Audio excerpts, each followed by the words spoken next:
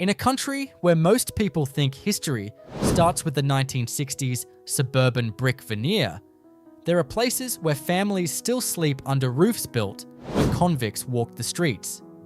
Houses with sandstone foundations laid by hands that arrived in chains. Timber floors that creaked under the boots of bushrangers and gold rush prospectors. Australia is not ancient by global standards, but for a nation barely 250 years old, finding homes built before 1850 that people actually live in today. Not museums, not heritage sites, but real family homes where children do homework and couples argue over dinner is rarer than you might think. Today, we are taking you to 8 Australian towns where time moves differently, where the past is not a tourist attraction, but the address on your letterhead. These are not the famous colonial mansions you see in glossy magazines. These are working houses, weathered cottages, stone buildings that survived bushfires, floods, economic collapse, and the relentless Australian sun. Some of these towns you have heard of. Others barely show up on a map. But every single one holds stories that most Australians do not even know exist. Welcome to the forgotten corners of Australian history, where the walls still stand and the families still live. Why 1850 matters more than you think. 1850 is not just a random date. It marks the dividing line between colonial Australia and everything that came after. Before 1850, this was still a prison continent. Transportation of convicts to New South Wales officially ended in 1840, but the cultural shadow lingered. Every building erected before this date was constructed in a world where the British penal system shaped society, where free settlers were outnumbered by those who arrived in irons, and where the indigenous population was being systematically displaced from lands they had occupied for 60,000 years. Architecture from this era tells a story that brick veneer and fibro shacks cannot. These buildings were made from local materials because there was no choice. Sandstone quarried by hand, timber hewn with axes, lime mortar mixed on site, no cranes, no power tools, no safety regulations, just human labor, often forced, and an unforgiving landscape. What makes these homes even more remarkable is that people still live in them. Not historical societies, not government departments, families, couples, retirees who wake up every morning in a bedroom that was occupied when Charles Dickens was still writing novels. Let's begin in New South Wales, in a town where the oldest continuously inhabited house in Australia sits quietly on a street most tourists drive past without noticing. Richmond, where convict hands built what still stands. Richmond sits on the Hawkesbury River floodplain, 50 kilometres northwest of Sydney. In 1814, Governor Macquarie ordered the construction of 5 towns along this river to establish agricultural security for the colony. Richmond was one of them. Walk down Windsor Street today and you will see weatherboard cottages, iron-roofed shop fronts, and the occasional modern brick house that looks completely out of place. But turn onto Chapel Street and you will find Bowman Cottage, built in 1815. This sandstone cottage, with its timber-framed windows and clay tile roof, is not a museum. A family lives there.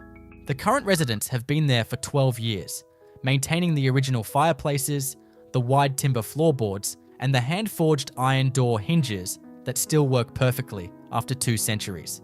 The Bowman family who commissioned the house were free settlers, not convicts, but the labour that built it almost certainly came from assigned convict workers.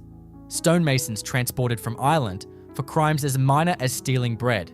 Carpenters from London slums who knew more about timber framing than any free settler. Men whose names were never recorded in official ledgers, but whose craftsmanship outlasted the empire that sent them here. The current residents have discovered tally marks scratched into foundation stones, evidence of convict labour accounting, a reminder that every wall has a story written in stone. Richmond also has Toxana, built in 1839, a Georgian cottage that still functions as a private residence. The current owner, a retired schoolteacher, told a local newspaper that she can feel the history in the walls. She has found convict-era clay pipes buried in the garden and hand-wrought nails embedded in the ceiling beams. But Richmond is not frozen in time. The town has suburbanized. Chain stores have moved in. The historical architecture now sits awkwardly beside modern Australia, a reminder that preservation and progress do not always coexist peacefully. Windsor, the Macquarie town that refuses to disappear. 5 kilometres south of Richmond is Windsor, another of Macquarie's 5 towns. Windsor claims to be the oldest colonial settlement on the Australian mainland, still bearing its original name, and the architecture backs up that claim. The most famous pre-1850 building still occupied in Windsor is Doctor's House, built in 1820 by surgeon William Redfern. This 2-storey Georgian mansion, with its symmetrical facade and tall sash windows, was designed for the colony's assistant surgeon. The sandstone blocks were quarried locally, and the ironwork balcony was imported from England. Today, it operates as a bed and breakfast, meaning paying guests sleep in rooms where colonial surgeons once treated fever and infection with mercury and bloodletting. Thompson Square in Windsor is surrounded by buildings from the 1820s and 30s. Some have been converted into cafes and antique shops, but walk upstairs and you will find people living in apartments with original timber staircases and convict-built brick chimneys. Windsor also has St. Matthew's Church, designed by the convict architect Francis Greenway and completed in 1822. While the church itself is not a residence, the adjacent rectory has been continuously occupied since 1824. The current rector lives in a house where clergy have lived for 200 years, under the same roof where bushrangers were once christened and colonial officials married. But Windsor faces a modern dilemma. The Hawkesbury River floods regularly, and many of these historic homes sit in the floodplain. In 2021, severe flooding damaged several pre-1850 cottages. Residents had to choose between rebuilding with modern flood-resistant materials or preserving historical accuracy. Some chose history, others chose survival. Berrima, the town frozen in 1830. If you want to see what an entire Australian town looked like in the 1830s, you go to Berrima in the Southern Highlands of New South Wales.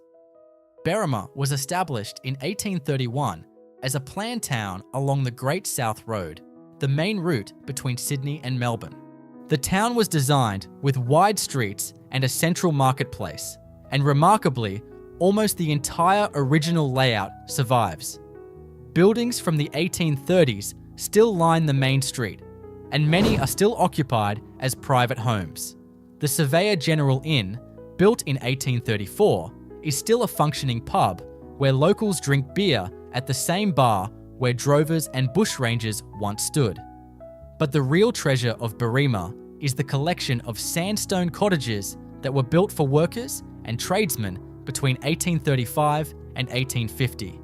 These single-storey homes, with their deep verandas and central chimneys, were designed to stay cool in summer and warm in winter, using thick stone walls as natural insulation. One cottage on Argyle Street, built in 1838, is owned by a couple who moved from Sydney 15 years ago. They have kept the original kitchen fireplace, the hand-adzed ceiling beams, and the lime-washed walls. They discovered convict tally marks scratched into the sandstone foundation, evidence of forced labour accounting for how many stones were laid each day. Berrima was supposed to become a major inland centre, but the railway bypassed the town in 1867 and development stopped. What would have been an economic disaster became a preservation miracle. The town remained small, quiet, and largely unchanged. Today, Berrima attracts weekend tourists who want to see colonial Australia without the crowds of Sydney. But for the 200 people who live there permanently, it is not a theme park. It is home. And when the winter winds blow through the Southern Highlands, They light fires in fireplaces built before gold was discovered in Victoria. Hartley, the ghost town that came back to life. 40 kilometres west of Berrima in the Blue Mountains is Hartley.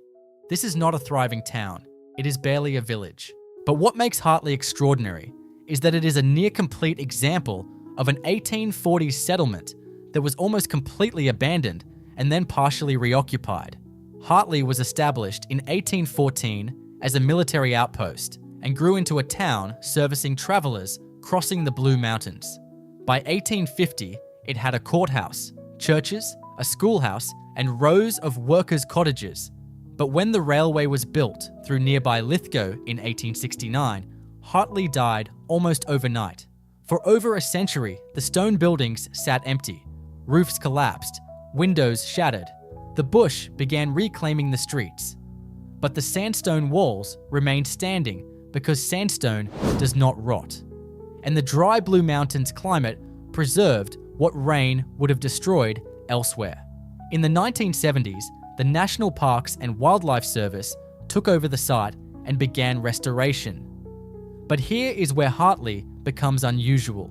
Instead of turning it entirely into a museum, several of the cottages were leased to private tenants who agreed to maintain the buildings in exchange for living in a heritage-listed ghost town.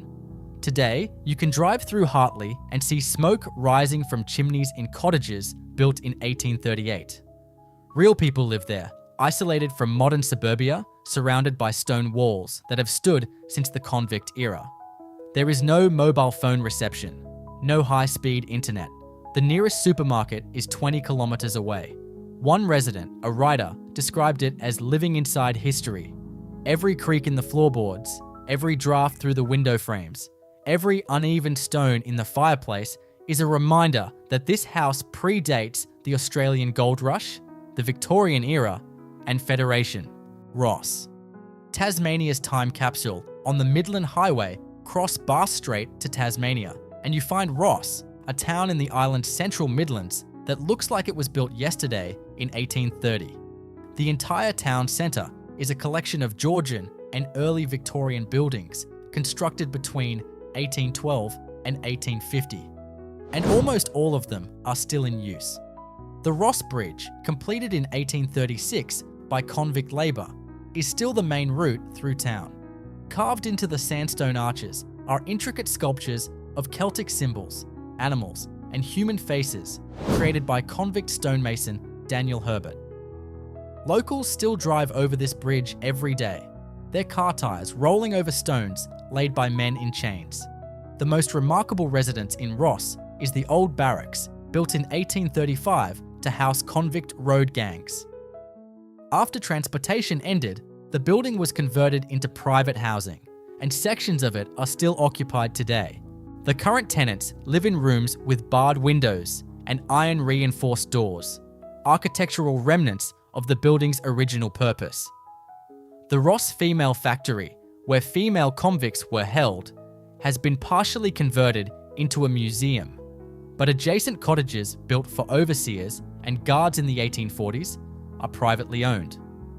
One cottage owner, a retired nurse, has preserved the convict-era oven in her kitchen, still functional, still baking bread using the same sandstone hearth that fed prison guards nearly 200 years ago. Ross also has the Man O' Ross Hotel, built in 1839, still operating as a pub and accommodation. The upstairs rooms are rented to travellers who sleep in beds positioned exactly where convict overseers once slept, in rooms with original timber floors and hand-forged window latches. But Ross is not without its struggles. The town's population has been declining for decades. Young people leave for Hobart or Launceston. The heritage buildings require constant maintenance, and the costs are prohibitive for private owners. The Tasmanian government provides some grants, but not enough to preserve everything. Evandale, where Georgian architecture never left. 20 kilometres south of Launceston is Evandale, a town that looks like it was transplanted directly from rural England in 1830. The main street is lined with Georgian cottages, bluestone churches, and weatherboard shops, almost all built before 1850. Evandale was established in 1837, and the town's layout has barely changed. The original street grid remains. The town commons, set aside in 1839 for public grazing, is still open grassland, and scattered throughout the town are cottages built for farmers, shopkeepers, and labourers, many still occupied by their descendants. One cottage on Russell Street, built in 1842, has been owned by the same family for 4 generations. The current owner, a grandfather in his 70s, was born in the house, as was his father. The original stone fireplace still heats the main room. The hand-split timber shingles on the roof were replaced in 1980, but the replacement shingles were made using the same 18th century techniques as the originals. Evandale also has Clarendon House, built just outside town in 1838. While Clarendon is now a National Trust property, the estate's worker cottages are still privately owned. These small sandstone dwellings housed farm labourers, blacksmiths, and dairy workers, and today they house artists, retirees, and young families who want to live surrounded by history. The town holds an annual penny farthing bicycle race where riders in Victorian costumes pedal antique bicycles through streets that look almost identical to how they appeared in 1850. For one day, the anachronism disappears. Campbell Town, the brick town that survived everything. Halfway between Hobart and Launceston, on Tasmania's Midland Highway, is Campbell Town, established in 1821 as a military garrison and coaching stop. The town's defining feature is its extensive use of brick, rare in early colonial Australia, where sandstone and timber dominated. The Red Bridge, completed in 1838, is the oldest brick bridge in Australia, still carrying traffic. Convicts moulded, fired, and laid every brick by hand, working under the supervision of colonial engineer John Lee Archer. Each brick was tested for strength before placement, and the mortar was mixed using lime from crushed seashells. The bridge has survived 2 centuries of floods, bushfires, and heavy vehicle traffic, a testament to convict craftsmanship that modern engineering often fails to match. Engineers who have studied the bridge marvel at its load-bearing capacity, designed without computers or calculators, just mathematics, experience, and forced labour. Campbell Town's main street is lined with brick buildings from the 1830s and 40s, many still functioning as homes and businesses. The Fox Hunters Return Inn, built in 1844, still operates as a pub. The upper floor, where travellers once slept after crossing the Midlands, is now rented as long-term accommodation. The tenant, a truck driver, sleeps in a bedroom where bushrangers, convicts, and colonial officials once slept.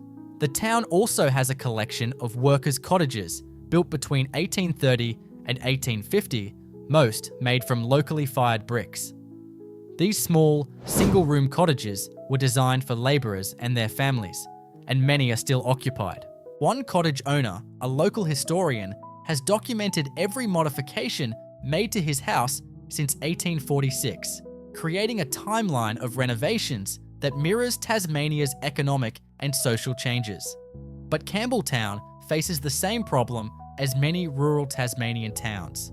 The population is aging, young families are leaving, heritage buildings are expensive to maintain, and without government support, many fall into disrepair. Several pre-1850 cottages on the outskirts of town now sit empty, their roofs collapsing, their brickwork crumbling.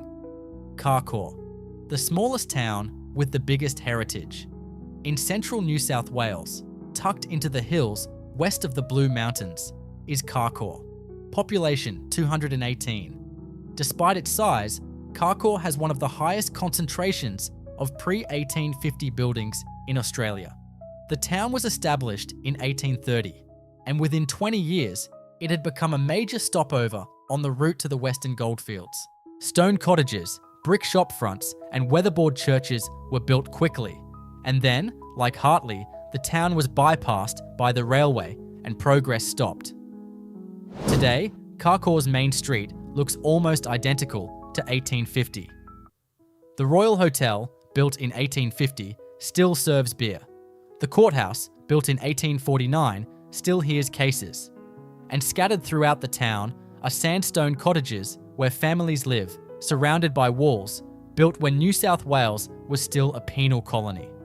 One cottage on Isley Street, built in 1838, is owned by a couple who moved from Sydney during the pandemic. They were looking for space, quiet, and affordable housing. What they found was a house with walls 60 centimetres thick, a fireplace you could stand inside, and window frames held together with wooden pegs instead of nails. The town also has the Stoke Memorial Congregational Church, built in 1849, now converted into a private home. The new owners have kept the original stained glass windows, the timber pews, and the pulpit. They sleep where preachers once delivered fire and brimstone sermons to gold rush miners and sheep farmers. Carcoar's survival is accidental. The town was too small to demolish and too far from major cities to redevelop. What would have been a death sentence became a preservation miracle. But that miracle is fragile. Without tourism, without economic growth, these buildings depend entirely on the dedication of individual owners who choose history over convenience. What these towns tell us about Australia. These 8 towns are not theme parks. They are not reconstructions. They are living proof that Australia's colonial history is not buried in archives or locked behind museum glass. It is still here, still functioning, still inhabited. But they also reveal uncomfortable truths. Every sandstone block, every brick, every hand-adzed beam in these houses was shaped by convict labour. The same walls that now shelter families once imprisoned men and women whose only crime was poverty. The same towns that now attract heritage tourists were built on lands taken from Indigenous peoples who had lived there for millennia. These towns also show the fragility of preservation. Without government funding, without community effort, without individuals willing to sacrifice modern convenience for historical integrity, these buildings will not survive another 200 years. Already, we are losing them. Cottages collapse. Fires destroy irreplaceable structures. Developers buy heritage sites and bulldoze them for profit. Australia is not good at preserving its past. We prefer the new, the efficient, the air-conditioned. We build disposable suburbs and call it progress. But in these 8 towns, you can still find Australians who choose to live differently, who heat their homes with fireplaces built in 1830, who sleep under roofs laid when Queen Victoria was a teenager, who wake every morning in houses that have outlived empires. These towns are reminders that history is not abstract. It is brick and stone. It is the house next door if you know where to look for it. So what do you think? Should Australia be doing more to protect these pre-1850 homes? Have you visited any of these towns or know of others with equally old occupied buildings? Share your thoughts in the comments. If you found this valuable, hit like and subscribe for more documentaries on the places and stories that shaped this country. Thank you for watching.